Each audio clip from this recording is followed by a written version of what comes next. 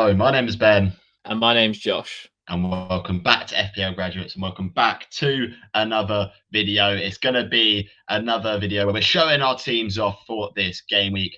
A bit of a while since the last game week, and a bit of a while until the next game week. Let's see what it entails. A quick reminder, if you're not subscribed, please remember to do so. Over 74% of you who are watching this right now aren't subscribed, so make sure you go and click that button down below. Okay, so kicking off with my team going into game week 21, and I'm sure as many of you are, you're absolutely hit with injury concerns, players going off to AFCON or the Asian Cup as well. I'm no different. Obviously, the defence, there's actually a few people fit, but after that, it does get a bit terrible. So starting off in goal, we're going with Areola. Sheffield United away. Obviously, he's kept 3 clean sheets in his last 3 game weeks against pretty difficult opposition. I've benched him all 3 weeks as well. And also brought in Emi Martinez, who literally hasn't scored really any points since then. So really frustrating for me owning him. So hopefully he does reap some rewards this week against Sheffield United. I think it's obviously a really good fixture despite Chris Wilder sort of having an upturn in form since coming in there. It's currently a back 4 of Saliba, Colwill, Taylor and Cher. Obviously Saliba and Colwill will probably start for me. Taylor, we might hear some early team news tomorrow before the deadline at 6:15. Hoping that he is fit because Luton at home is a pretty good fixture for Burnley. And then we've got Fabian Schär, who I'd ideally want to bench this week, but it might be a case of you sort of just have to play him just because of the amount of numbers that are missing in my starting 11. In terms of those defenders, Ben, do you reckon they're pretty good this week? Yeah, I'd say to be fair, you're going to be sort of struggling a little bit anyway, just based on the injuries. But the fact that all 4 of your defenders have home fixtures is a bonus in itself. I don't anticipate too many clean sheets this week again, and there hasn't seemed to be too many this season in general. But the ones you do have, Colwill, Saliba, you can be a little bit more confident than most other teams that they might have a chance of keeping a clean sheet. I think Fabian Schär is probably the one player that you want to bench in this situation because City, I think, will score, and Newcastle haven't looked too great defensively in their last couple of game weeks. But overall, all in all, pretty decent. Nice. And then moving on into the midfield, it gets a bit more flaggy. Obviously, Jarrod Bowen he was hobbled off at the end of their FA Cup fixture.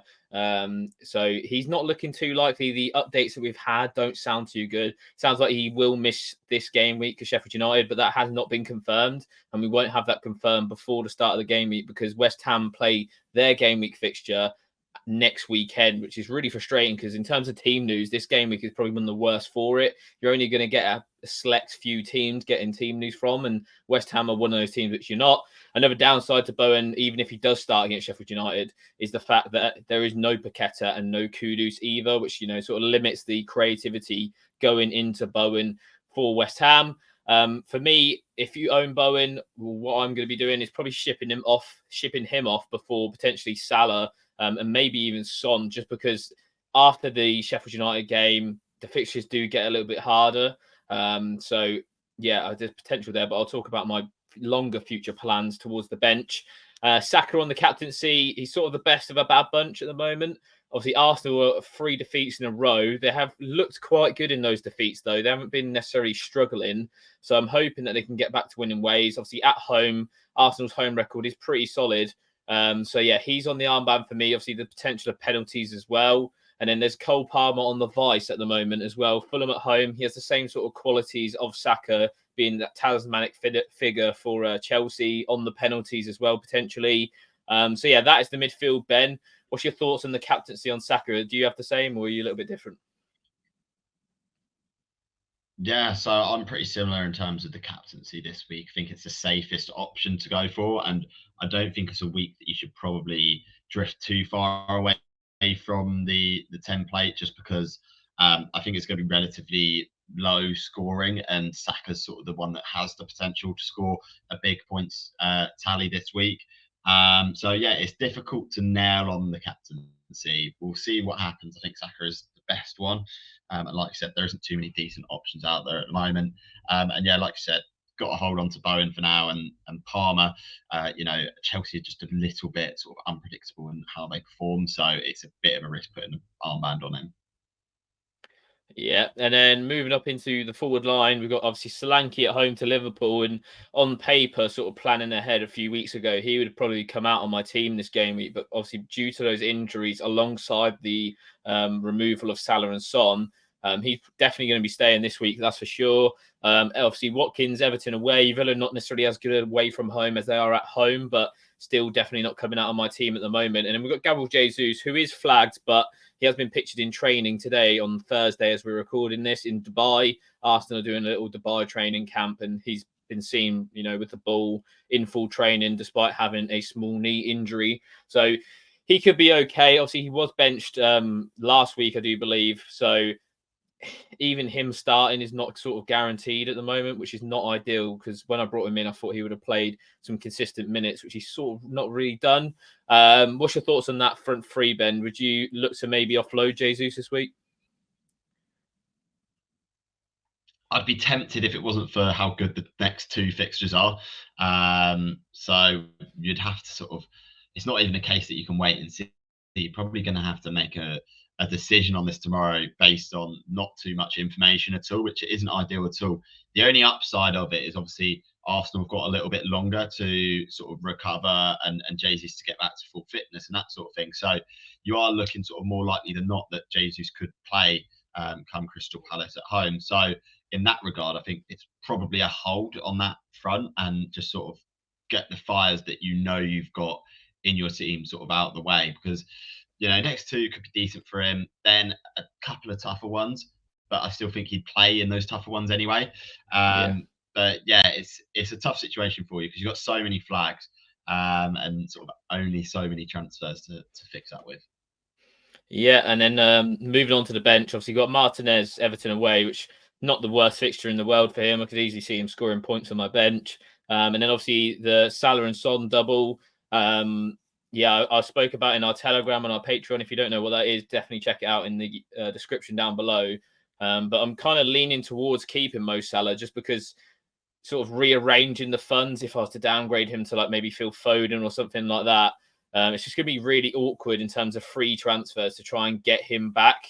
So yeah, I'm tempted to keep him for now and just sort of hope that Egypt get knocked out of AFCON earlier than the final or semi-finals. So yeah, still obviously waiting on that. Obviously, if a player then comes along in those next couple of weeks who, sort of a must-have or someone who I need to get hold of, then it will be a little bit different. I'll be more open to sell.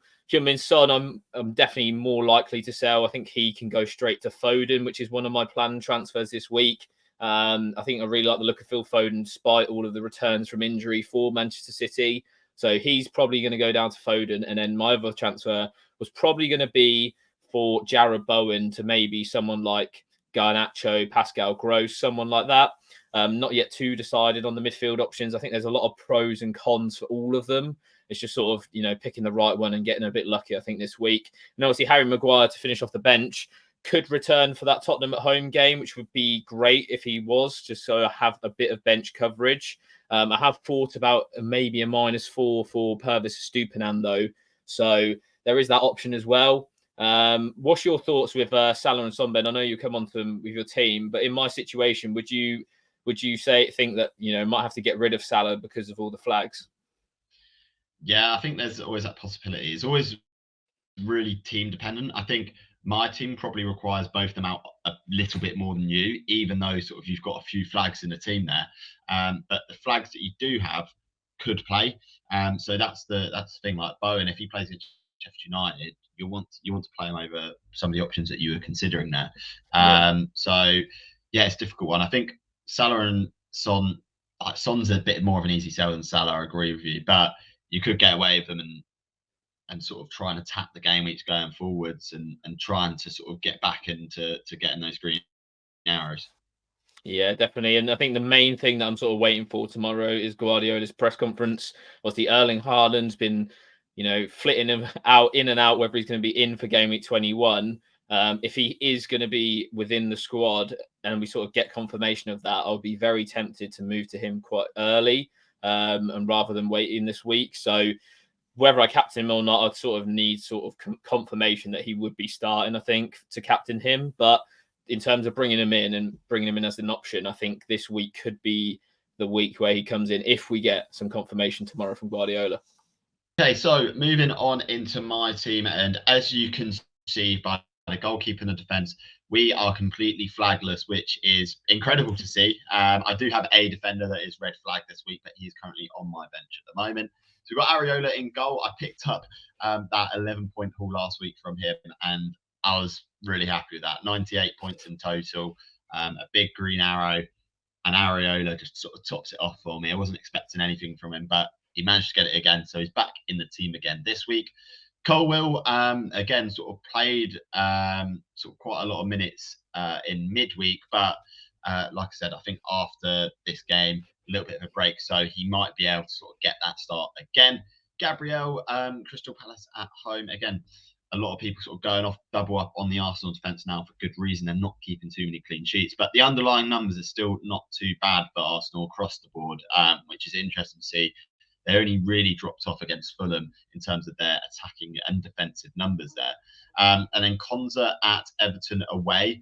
My appeal on him's gone down just a little bit, just due to that DCL red card being overturned and rightly overturned.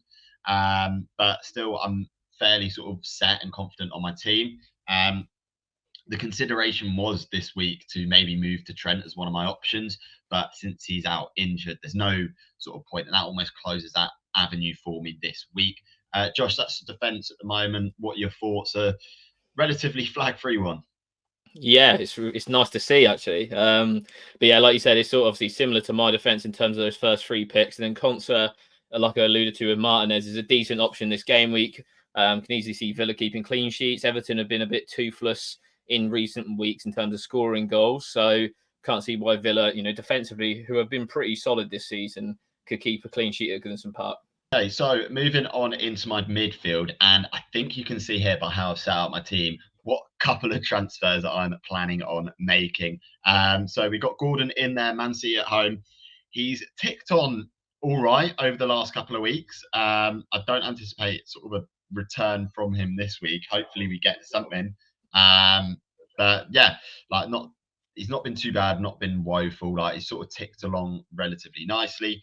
Saka, like we said with Josh's team, seems to be the standout of a bad bunch in terms of captaincy this week.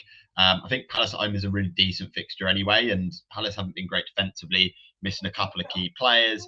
Arsenal, after a sort of bit of a longer break, I think Arsenal needed this break away from the Premier League and that sort of thing. They'll come back sort of quite decent and hopefully a little bit more prolific, which is why Saka's on the captaincy. And then Cole Palmer in there as well. In terms of the planned moves in the midfield, I've got 2 free transfers, which does help me greatly in this. One of them, like Josh, will be Phil Foden coming in. His underlying numbers and stats over the last few games have been really good, in the top 10 in every metric going forwards for a midfielder. And then the other transfer is probably going to be between 2 players. It's going to be between Richarlison, who has the really good fixtures medium term, is up front, minutes are very secured at the moment, and potentially on penalties, or Martin Odegaard of Arsenal, whose underlying numbers over the last few weeks have been really, really good. He's notching up XAs of 0.7, an XA of over 1 in one of the games over the last 3 game weeks.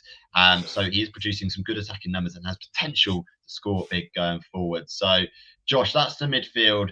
Add in Foden and Richarlison or Odegaard, and what do you make of that? Yeah, I think that's smart moves, especially Phil Foden. I think a lot of managers will turn to him this week, given the fact that there's been obviously Son and Salah easily to replace. In terms of Odegaard or Richarlison, I think the signing of Werner just puts me off a little bit. Richarlison, I think Richarlison will still play, but it's just sort of his positioning of where Richarlison will play now that Werner's there. Obviously, he could get moved out to the left, which I think makes him nowhere near as good of an asset as he is as the number 9. So obviously it's a wait and see. Werner might not come in straight away, but equally straight away the fixtures for Spurs aren't too great either. Obviously, I know they go to United, which is not the worst fixture in the world, but it's sort of a wait and see. I think Odegaard for me would be the better choice there.